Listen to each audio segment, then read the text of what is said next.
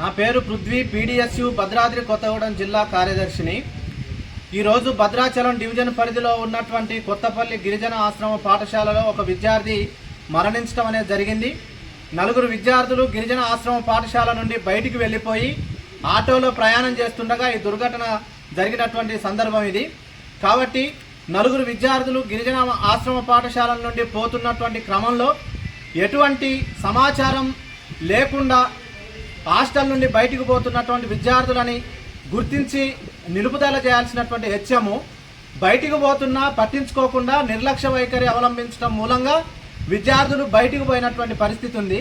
వీళ్ళకి 1000 రూపాయల శాలరీలు ఇచ్చి విద్యార్థుల కోసం, విద్యార్థుల సౌలభ్యం కోసం, వాళ్ళ రక్షణ కోసం వీళ్ళని అక్కడ పాఠ్యాంశాల బోధన కోసం పెడుతున్నటువంటి క్రమంలో ప్రభుత్వం వాళ్ళకి బాధ్యతను అప్పచెప్తే వాళ్ళ బాధ్యతను విడమర్చి వాళ్ళ ఇష్టానుసారంగా ఆశ్రమ పాఠశాలలో ఇష్టానుసారంగా ఉండడం, బయటికి వెళ్ళడం, బాధ్యతారాహిత్యంగా వ్యవహరించడం, విద్యార్థులు ఎడిపోతున్నారో పరిశీలన లేకోకుండా చేస్తున్నటువంటి పరిస్థితి అన్ని ఆశ్రమ పాఠశాలల్లో ఉన్నాయి. అన్నిటితో పాటు ఇవాళ కొత్తపల్లి ఆశ్రమ పాఠశాలలో కూడా అదే దొరికినటువంటి పరిస్థితి.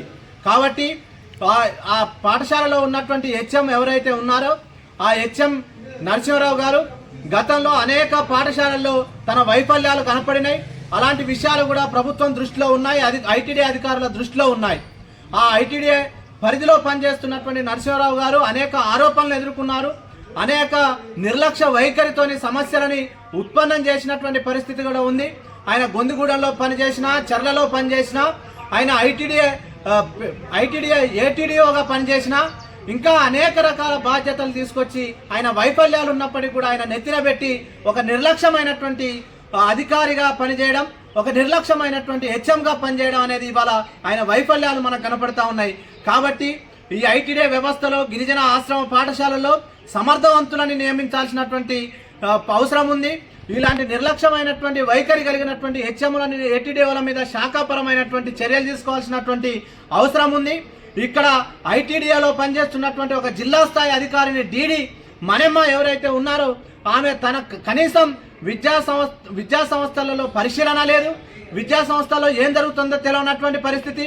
రాత్రి సమయంలో విజిట్ చేయడం, విద్యార్థులను కలవకుండా వెళ్ళడం, విద్యార్థులతో మాట్లాడుకోకుండా ఉండడం, సమస్యలు తెలుసుకోకుండా ఉండడం, అసలు పర్యవేక్షణ లేకోకుండా హెచ్ఎంలు ఏం చేస్తా ఉన్నారు, స్టాఫ్ ఏం చేస్తా ఉన్నారు అనే పరిశీలన జ్ఞానం లేకోకుండా ఒక నిర్లక్ష్య వైఖరిగా ఉన్నటువంటి దీనినే తన వైఖరి ఆ విధంగా కొనసాగితే కింద స్థాయిలో పనిచేస్తున్నటువంటి హెచ్ఎంలు కానీ స్టాఫ్లు కానీ నిర్లక్ష్య వైఖరి ఉంది, వాళ్ళ మీద చర్యలు తీసుకోవాలి.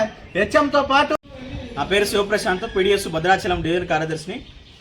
ఈరోజు కొత్తపల్లి ఆశ్రమ పాఠశాల విద్యార్థిని 8వ తరగతి చదువుతున్న విద్యార్థిని చనిపోయాడు. చాలా దుర్మార్గమైనటువంటి పరిస్థితి. అక్కడ ఉన్నటువంటి హెచ్ఎం, అక్కడ ఉన్నటువంటి స్టాఫ్ నిర్లక్ష్యం వల్లనే విద్యార్థి ఈరోజు చనిపోవడం జరిగింది.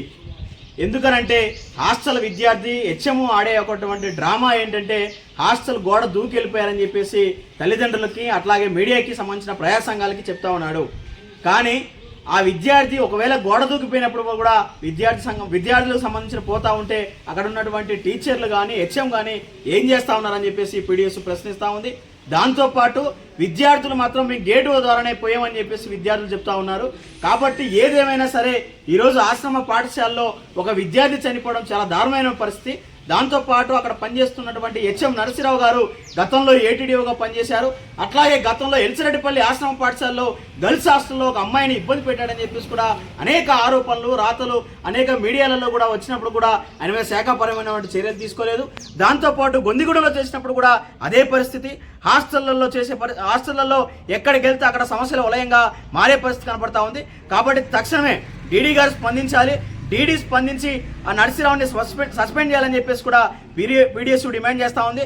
దాంతోపాటు ఐటీడీ అధికారులు, డీడీ గారు ఎవరైతే ఉన్నారో ఇప్పుడు పున్నమ్మ గారు కనీసం హాస్టల్ విజిట్ చేసే పరిస్థితి లేదు. ఆశ్రమ పాఠశాల అని ఉన్నా కానీ సమస్య వచ్చినప్పుడు మాత్రమే హాస్టల్లో మిస్సింగో లేకుంటే ఏదో ఇట్లా చనిపోవడం జరిగినప్పుడు మాత్రమే హాస్టల్కి వెళ్ళి విజిట్ చేసి ఉంటుంది తప్ప ఆఫీస్కే పరిమితం అవుతోంది. ప్రజా సంఘాలు ఫోన్ చేసినా పట్టించుకునే పరిస్థితి లేదు. డీడీ కానీ అట్లాగే సంబంధించినటువంటి ఏటీడీఓ, ఇప్పుడు గతంలో పనిచేసినటువంటి ఏటీడీఓ, ఇప్పుడు హెచ్ఎంగా నిర్వహిస్తున్నటువంటి నరసింహరావుని వెంటనే సస్పెండ్ చేయాలి, డీడీ గారి మీద చర్యలు తీసుకోవాలని చెప్పేసి మేము డిమాండ్ చేస్తా ఉన్నాం. లేని పక్షంలో పీడిఎస్ ఆధ్వర్యంలో ఖచ్చితంగా ఐటీడీ ఆఫీస్ని ముట్టడిస్తామని చెప్పేసి కూడా అధికారులు హెచ్చరిస్తా ఉన్నాం.